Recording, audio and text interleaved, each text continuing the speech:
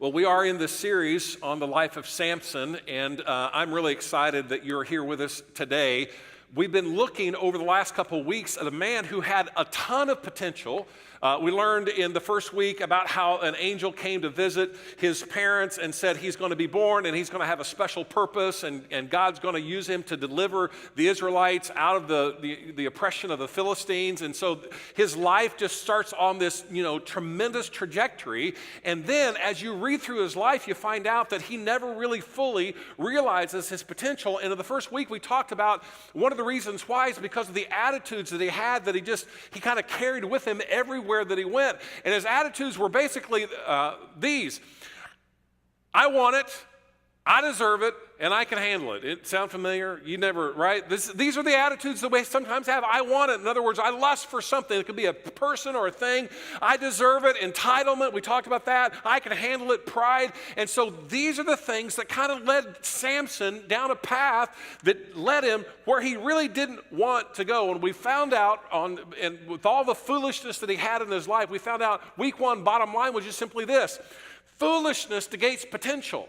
Foolishness negates potential. You can have all the potential in the world. You can be, gifted and smart and all of the right, opportunities. But if you're foolish, if your attitudes lead you in a different way, it negates your potential. And then last week, we talked about Samson and what really was driving Samson, why he did the things that he did with all the potential. Why did he veer off this way and veer off that way? And what we found out was simply this, or what I suggested to you last week was this: that Samson had a hole in his soul, and he was desperately trying to fill it with all kinds of stuff. He was trying to fill it with accomplishments. He was trying to fill it with relationships. He was trying to fill it with power. He was trying to fill it with pleasure. He was trying to fill that hole in his soul with everything except what he should have been filling it with, and that is what God thought about him. He struggled with his self-worth. He struggled with his self-worth, and therefore he was chasing after so many things, trying to find meaning and trying to find satisfaction in his own soul, trying to feel better about himself, when all along, all he needed to do was look to his Creator. And this is the bottom line that we learned from last week. Self-worth is found in God's love and grace. Self-worth is found in God's love and grace. And so as I'm studying through Samson's life, and maybe you're studying with us in Judges chapter 13, 14, 15, and 16. Maybe you've been reading the text as we've gone along in this. But you come away and you just scratch your head and you're just thinking, how could a person with so much potential mess up his life so badly? Have you ever noticed that in someone else? Have you ever wondered, how in the world could they mess that up? So, that was a gimme. Their life was a gimme. How in the world could they mess up their life so badly? Or maybe you're thinking of yourself, how in the world did I mess up my life so badly? And the truth is, in the case of Samson, the truth is, Samson didn't mess up his life all at once. He ruined it one step at a time. And that's how you and I mess up our lives. We ruin it not just all at one time. We ruin it generally, it's just one little step at a time. One little step at a time. And today, we're going to be talking about the missteps that Samson did. We're going to try to trace the missteps that happened in Samson's life. And this is not just a pattern that we find in the text that we're going to be looking at today, but you can trace this all throughout his life of the missteps. And hopefully we'll learn something from Samson, and I really want us to wake up to what Samson was doing and really see, you know what?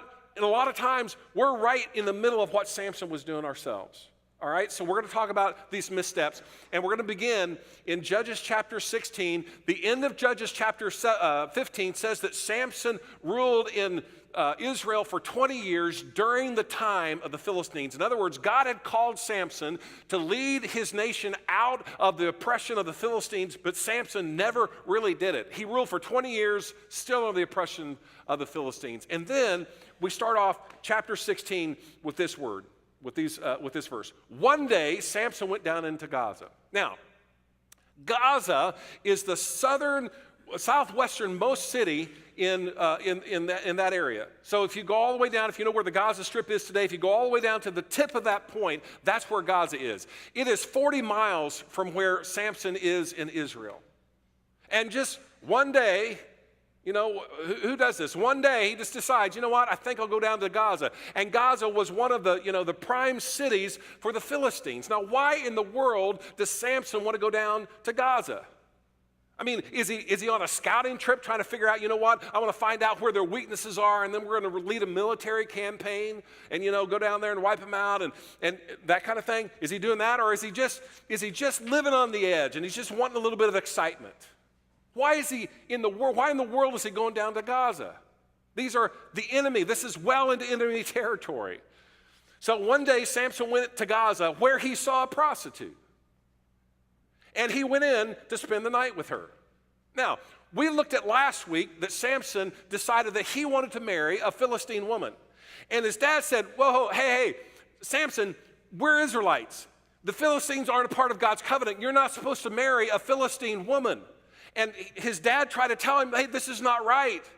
And Samson went ahead and did it anyway. Look, he does not need his dad there to tell him this is not right. Like, this is a no-brainer. Like, hey, Samson, not a good idea. But he went in to spend the night. No, why? No, what's up with that? What's he doing? Verse 2, it says this: the people of Gaza, they heard that Samson is here. So they surrounded the place and lay in wait for him all night at the city gate.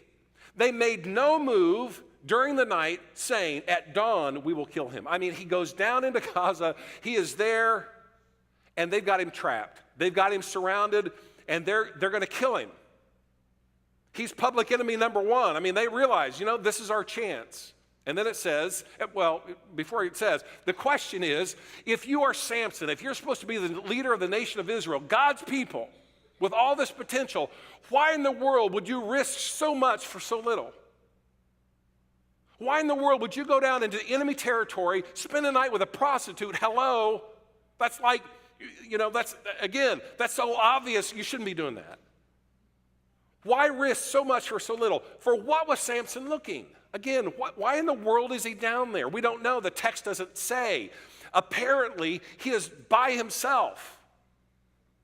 He's taken this journey down into Gaza by himself. For what reason? We don't know.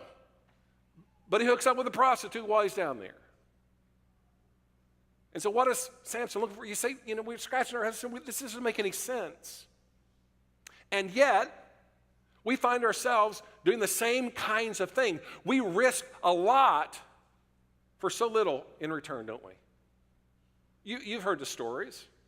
Celebrities who are wealthy, and all of a sudden they wind up in the news because they stole $500 worth of stuff from some department store.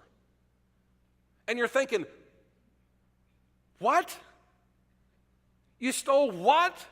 I mean, like you have like hundreds of thousands of dollars of just, petty cash. Why in the world do you go into a department store and steal $500 worth of stuff or $1,500? What's that all about? Oh, I don't know. Maybe they're just looking for a rush. Maybe they're just trying to figure out whether or not they can get away with it. We find out this happens to athletes, not just, actors and actresses, athletes, where they do stuff. You're like, you've got all the fame and notoriety, and then all of a sudden you pull something like that. What are you thinking? There were some athletes not too long ago that went into China and they stole like sunglasses, wound up in prison. You're thinking, what on earth are you thinking? Why risk so much for so little? It happens all the time. What are we thinking? You find it all the time when married people, they start flirting with other people, and you're thinking, what's that all about? Like, they're not intending to destroy their marriage. They're not like, what, I think I'm gonna go out and destroy my marriage today. And yet they're flirting around. What's that all about? What are they seeking? What are they trying to accomplish by that? Just having a little fun, no harm, no foul. What is all that? You see, the reality is this: no one ever plans to mess up their life, do they? No one ever says, today's the day. I'm totally going to tank my life. I'm going to destroy it, and I'm going to be miserable for the rest of my life after today. Boy, I can't wait. Let's get up and get going. No one ever says that, do they? No one ever says, today I think I'm going to go broke. What do? They make little steps. they make little decisions, they charge this, they charge that, then they get an expensive hobby, then all of a sudden they wake up and they realize, oh my goodness, I am in financial ruin. But no one ever says, hey, the goal of my life is to ruin myself financially. We never do that. Gaza was 40 miles away. I said this earlier. Gaza was 40 miles away. This is not an easy journey. All right, we think 40 miles, no big deal. It's just a few minutes in modern day. But Gaza was, to get from where Samson was to where Gaza was, it was 40 miles over desert, mountainous terrain. It is not easy. Have you ever gone out like searching for something and it took you a while to get there and you just kept going and going and going and it wasn't easy, but this is what Samson did. I did a little research because I've just got spare time on my hands. And 40 miles, you know how far 40 miles is? Just to give you a little guess. It is 90,000 steps if you're wearing one of those things that counts your steps. It's 90, 1, 2, it's 90,000 of those steps. And you're thinking maybe at 67,524 steps, you might be thinking, what in the world am I doing out here? Like, this is not such a great idea. Like, it's not an easy journey. Samson's by himself. And at some point you're thinking, surely some sense is coming into him. But you've been there too, haven't you? You've been way far away from where you should have been, and yet it never dawned on you, hey, I'm not so sure this is a great idea. I think maybe I should turn around and go back. Samson had, another way to look at it is Samson had 89,999 steps to turn around. You would think at some point it's like, you know what? This is not a good idea, but he didn't do it. That's a hard thing. And so what we're going to do is we're going to look at Samson's missteps. And the first misstep that I don't want you to miss is this, that Samson didn't take his enemy seriously. He's going into enemy territory. He's going by himself. He is a long way from it's not like he can say, help, if he gets in trouble. He is way out there. He did not take his enemy seriously. And this is what it says in verse 3. But Samson lay there, and again, he's with the prostitute, lay there only until the middle of the night. Then he got up and took hold of the doors of the city gate together with the two posts, all right? So he grabs the things and they're, in the ground, and he tore them loose, the bar that goes over the gates and all. And then it says, he lifted them to his shoulders and carried them to the top of the hill that faces Hebron, which is in Israel. So here's Samson. Samson could have done anything that he wanted. He could have gotten out at another point of the wall, gone over the wall, he could have escaped anyway. No, he goes out the front gate. Why is he doing this? Because he doesn't take his enemy seriously. He doesn't think he's really in that great of danger. And he rips the city gates out and he hoists them up. And as I've studied this, commentators, they say that these doors, a piece weighed between 400 and 700 pounds each. The guy rips them out, posts and all, and takes them up, and he puts them on a hill, and he's kind of like, you know what? In that day, the city gates symbolized, and really in a real way, talked about the security of the city. And Samson says, you guys think you're after me? Listen, I'm just telling you, you're not safe when I'm around. And instead of leading a military campaign to release the Israelites from the oppression of the Philistines, he's just going down, not taking it seriously. And we do the same thing. We don't take things seriously. We don't realize the situation that is around us. We don't realize that there is an enemy of our soul. And we just pretend like, no, it's all good. But here's the thing. Jesus taught, and Peter taught, and James, the half-brother of Jesus, taught, and John, the apostle, taught, and Paul, the apostle, taught that there is something more that's going on than what we see and what we think about and what we perceive all the time. This is what Peter said. Peter said this, be alert and of sober mind. In other words, be clear-minded, be clear-eyed about this. Your enemy, we have an enemy, Peter says. Your enemy, the devil, prowls around like a roaring lion looking for someone to devour. You realize that your soul has an enemy and he's not playing a game, he's playing for keeps? He's not out there just to trip you up, he's out there to destroy you, to devour you, to consume you. And I know that, you'd say, well, James, I don't know if I believe in the devil and all that kind of stuff, and that's fine, I get it. But you have to wonder, you have to think, you have to look at the world, you have to look inside your own self, and you have to think, what's all of the mess and the evil and all the junk that's going on in the world? Is it just somebody grappling for power in our world when we see nation going against nation or city going against city or the things going loose? Is it just somebody going crazy, or is there something more? And Jesus would say, no, there's something more that's going on here. And Peter would say, no, I'm telling you, I learned this from Jesus. There's something more that's going on here. And here's why I believe in the devil. Here's why I believe that we have a real enemy called Satan, because Jesus said that. And Jesus, I believe, came back from the dead. And so anytime that Jesus said something, I'm always going to side with the guy who comes back from the dead. Always. So this wasn't something that Peter and John and James and Paul thunk up. They realized, no, Jesus says this. And we just kind of float through life. You know what? I don't intend to mess up my life. I'm just trying to live a little. I don't intend to get a sexually transmitted disease. I just want to have a little fun.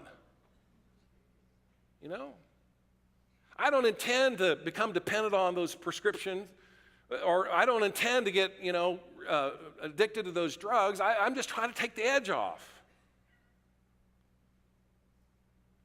I don't intend to, embezzle all that money, steal all that money. I'm just trying to get a little breathing room. We don't intend all these things. And listen, if you're a follower of Jesus, and this is the part if we could break some smelling salts, it's like we have to wake up to the reality of what we're faced with. We don't think about this. We just kind of go through our life and flip through our life and just say, well, it's just the normal stuff that everybody deals with. And you have to understand it's not just the normal stuff that everybody deals with. There's something far greater going on that goes beyond what we can see physically. It reminds me of that old hymn that says, "Rise up, O church of God. Have done with lesser things, with heart and mind and soul and strength, to serve the King of Kings. Lift high the cross of Christ. Tread where his feet have trod. As followers of the Son of Man, rise up, O church of God." We need to wake up to the reality of what's really going on. Some of you're just paralyzed with the normal cultural things going on around us, and you don't realize, look, there is something major going on in and around your life. You have an enemy, and he's not playing a game. This is what the Apostle Paul would write. He says this, "Finally, be strong in the Lord and in his mighty power." There's a reason why God gives us power. There's a reason why God gives us strength. Why? He says, put on the full armor of God so that you can take your stand against the devil's schemes. There is a plan, Paul says. He goes on, he says this, "For our struggle is not against flesh and blood." In other words, people. It's not against what people are trying to accomplish in this world. Our struggle is against the rulers, against the authorities, and against the spiritual powers of this against the powers of this dark world, against the spiritual forces of evil in the heavenly realms. And again, we look at what goes on between nations and we just think, is it really just somebody vying for power? They're just power hungry and they want to rule the world, or they want to, gain money or what? And Paul would just say, no, there's something far greater that's going on behind all of that. It's not about the people and the kings and the presidents and the rulers and the dictators that are in power. It's about there's something else going on. So he says, we got to take our stand. This is time to wake up. Not be lulled to sleep by everything that's just like, oh no, it's no big deal, not that big of a deal. Folks, there is a battle against your soul, and it is real, and you must take that battle seriously.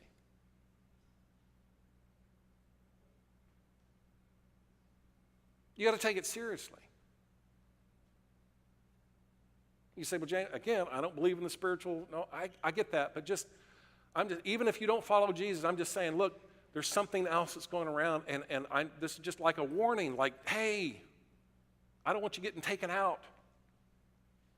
And for the followers of Jesus, it's time to wake up. Samson didn't take his enemy seriously. Neither do we. But we have one. And it's time we take him seriously. And then, because Samson didn't take it seriously, he kind of lived on the edge. And eventually what happened to Samson was it caught up with him. It says in verse 4, we're only 4 verses in. It says in verse 4, sometime later, so after he's hooked up with the prostitute, after he's done all this thing, he's kind of toyed with this enemy. Sometime later, he fell in love. Really? Seriously? Samson? You got to be kidding me. He fell in love with a woman in the valley of Sorek whose name was Delilah, who also happened to have a radio show, played love songs at night.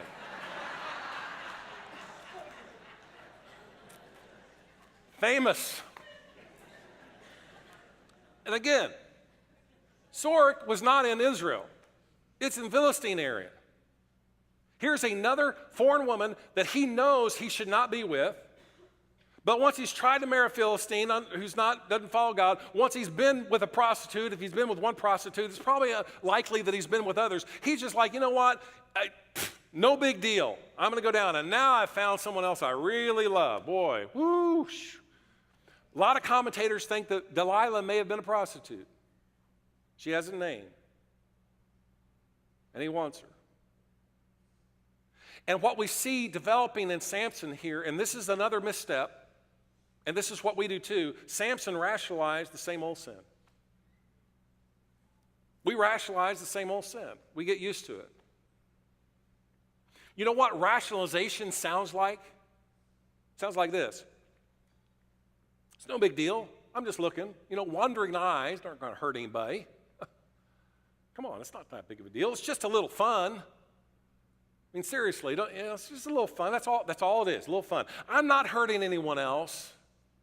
What I'm doing, that's not hurting anybody else. This is my life, right? It's no one else's business anyway. I mean, they should mind their own business. This is my life. You know what? Not hurting anybody else, my business. I'm only doing this all for my family. I mean, that's why I'm working so hard, and I'm trying to give them a better life. That's why I'm doing this. You know what?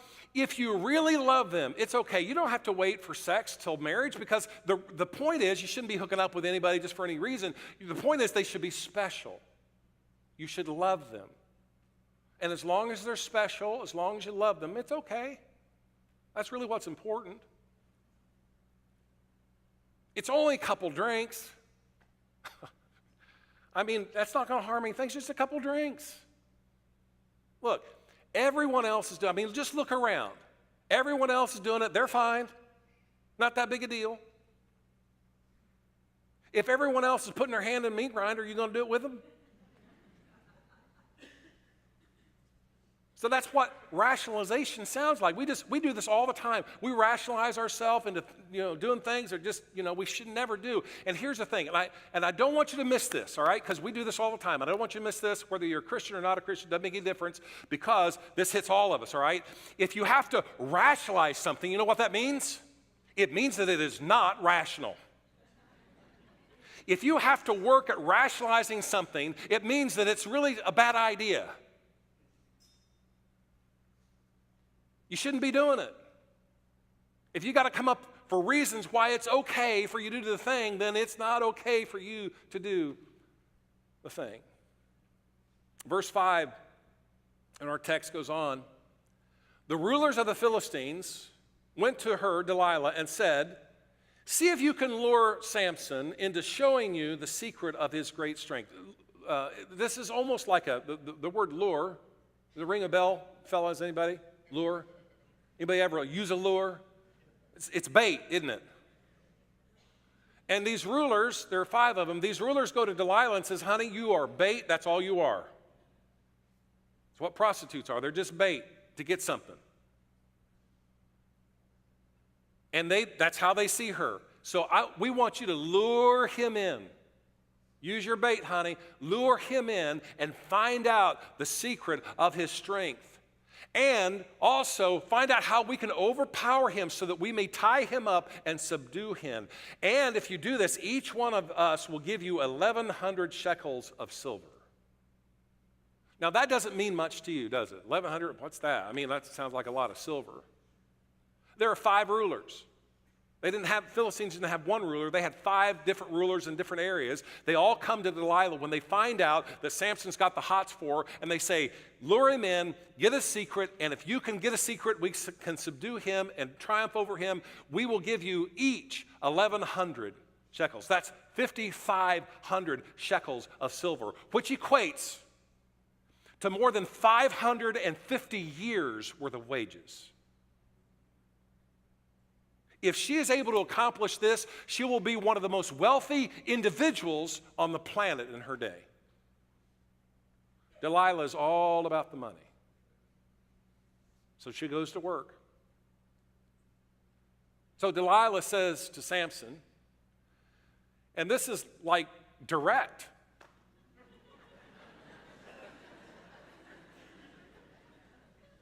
Like, I'm thinking, what in the world's going on that she could be so direct to him?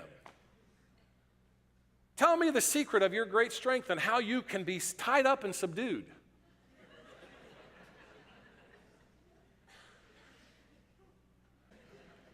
Samson answered her. All right, he's going to play along. If anyone ties me up with 7 fresh bowstrings that have never been dried, I'll become as weak as any other man. So she goes out and gets the bowstrings. He falls asleep. There are people in her house, spies, Philistine spies in her house, that if this works, they're going to come out and pounce on Samson and subdue him, and then you'd be done with him. So he falls asleep. She ties him up. Maybe he's in a drunken stupor. We don't know. She ties him up, and then she yells out, hey, Samson, the Philistines are upon you. And Samson wakes up. He just breaks the bowstrings. The text says like a thread to a flame, just like that. Then verse 10, Delilah comes back and says to Samson, you have made a fool of me. You lied to me. Come now, tell me how you can be tied. So he plays along. Okay. Here's the thing. Next verse. If anyone ties me securely, got to be secure, with new ropes that have never been used. They can't be laying around. These got to be fresh ropes. I'll become as weak as any other man. And so he goes to sleep again. Again, who knows? He's in a deep, drunken stupor maybe. I don't know. She ties him up. She comes out. Again, the spies are in the house. They're waiting to pounce, and they're thinking, okay, maybe we got to. And she says, Samson, the Philistines are upon you. You got to run. So he gets up, breaks the ropes. And it says in verse 13, Delilah then said to Samson, all this time you've been making a fool of me, and you've been lying to me. Tell me how you can be tied.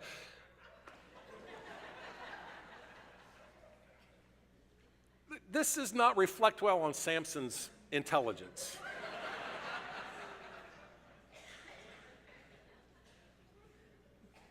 So he starts to play around a little bit. Okay, and we get closer to the truth. He says, if you weave the 7 braids of my head into the fabric on the loom and tighten it with the pin, I'll become as weak as any other man. And so he falls asleep. And she starts weaving his hair. And she starts to tighten down that braid with the pin. And then she does again. Samson, the Philistines are here. And, he just smashes the whole thing, no problem. And then she really turns it on. How can you say I love you when you won't confide in me? Now listen. He's had this done to him by a Philistine woman already. This is the same song, second verse. Like if you go back to chapter 14, this is the same thing happening again. And then she goes on, this is the third time you have made a fool of me and haven't told me the secret of your great strength. And we've heard this next verse before, and it says this, with such nagging, she prodded him day after day until he was sick to death of it. Oh, good grief. What do I have to do? This has all been fun and games. Verse 17, so he told her everything.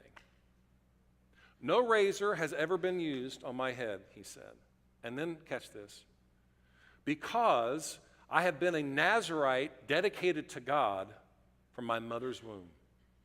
If my head were shaved, my strength would leave me, and I would become as weak as any other man. This is a remarkable verse where this is one of the fleeting times in Samson's life where he actually begins to think back to what he's all about and what he's for and the commitments that he's made and how he's supposed to be walking with God. It's almost shocking that he comes and says, why did he have to say about the Nazarite? Why can you say it's just my hair? Just cut my hair off. No. He goes back. He says, you know what? I've got this whole thing with God. I've been dedicated to him for my entire life. Just sounds like he's tired, like, I don't want to fight it anymore. In verse 18, when Delilah saw that he had told her everything, she sent word to the rulers, the 5 rulers of the Philistines, come back at once. He has told me everything. And then he says, so the rulers of the Philistines returned to her with the silver in their hands. It's right there, fortune. And after putting him to sleep on her lap, she called for someone to shave off the 7 braids of his hair, and so began to subdue him, and his strength left him. When I read that verse, I just thought, my heart sinks like, oh. He had no idea. You know what the other misstep that Samson made was? He assumed that his disobedience to God would never cost him anything. He assumed that he could play this game and just keep playing it, toying around with it, and that it would never cost him. But it did. And it will you too. It will me also. Verse 20, it says this. Then she called Samson after his hair had been cut. The Philistines are upon you. And he awoke from his sleep and thought, I'll go out as I did before and shake myself free. But he did not know that the Lord had left him. How tragic is that? He had no idea. He had no idea what was going on. He wasn't in tune with it. And then it says in verse 21, then the Philistines seized him. They gouged out his eyes, and they took him down to Gaza. And binding him with bronze shackles, they set him to grinding grain in the prison. And this is the state that, go back. This is the state that Samson would live out for the rest of his life. And as you go back through his life and you see the promise, you see his potential, you see his calling, you see all the gifts and the abilities of his life, you just have to wonder, how did he get here? Well, he didn't take things seriously. I mean, we just showed you the steps. That's how he got there. And I promise you, as a young man growing up, and as he started to kind of, really test his iron and test his gifting and his leadership and all that, he never one time in Samson's life did he think, you know what, someday I think I'm going to wind up in a Philistine prison grinding grain, and they're going to gouge my eyes out and put me in bronze shackles, and I'm going to live that way for the rest of my life. Never one time did that kind of thought cross his mind. And the tragedy is, he saw none of this coming.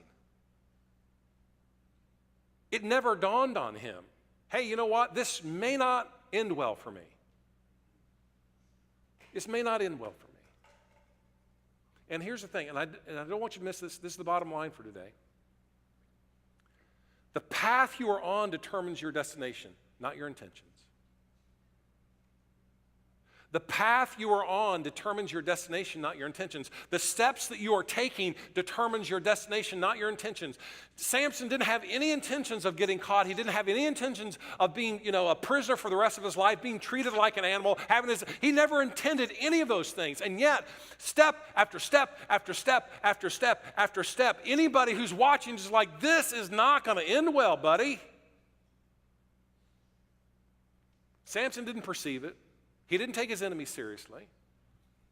He thought he would never have to pay for, all this disobedience. You and I do the same thing. Step after step after step, and then all of a sudden something happens in our life, and you're like, where did that come from?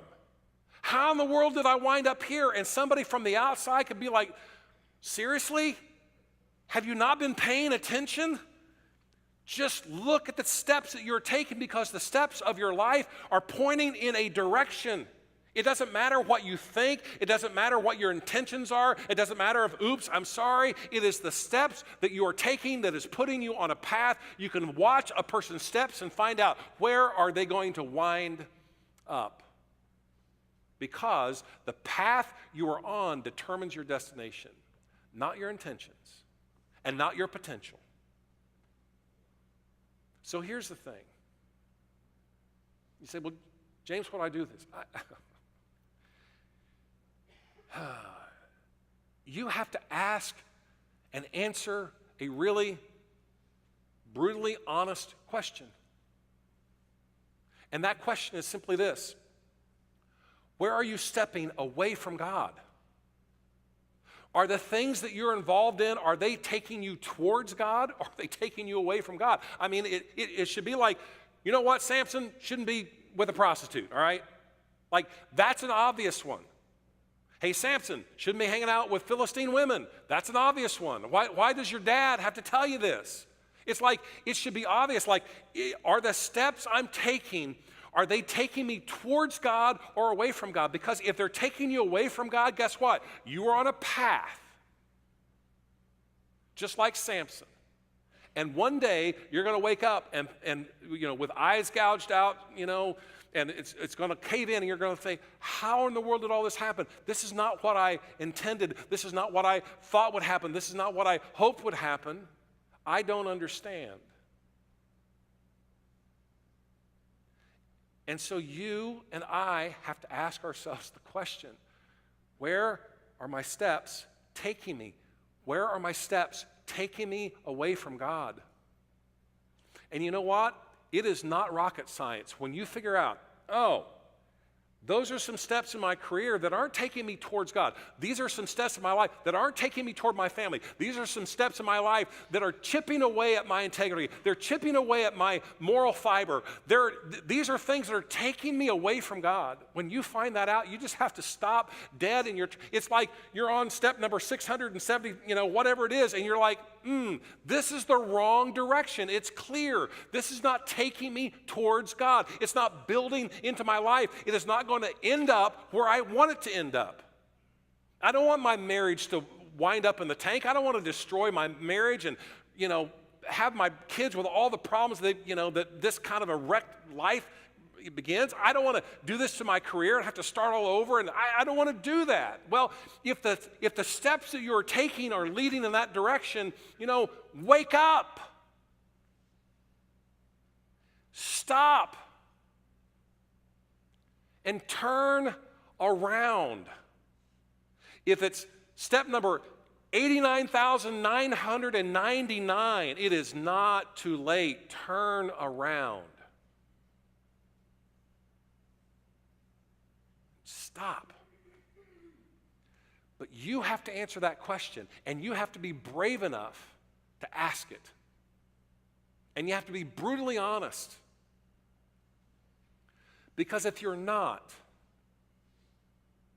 You're just jumping in the stream with the rest of our culture saying, oh, everybody's doing this, no big deal. That's kind of old-fashioned anyway. I'm not hurting anybody. And you will justify and rationalize it all the way around, and then you will wind up in a spot in your life. And I don't want this to happen to me, and I don't want it to happen to you. Whether you believe in Jesus and follow Jesus or not, I don't want it to happen.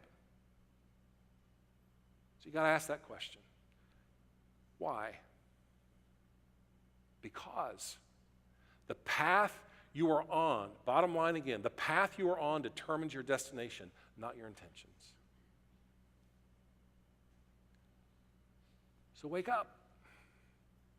Have done with lesser things, with heart and mind and soul and strength to serve the King of Kings.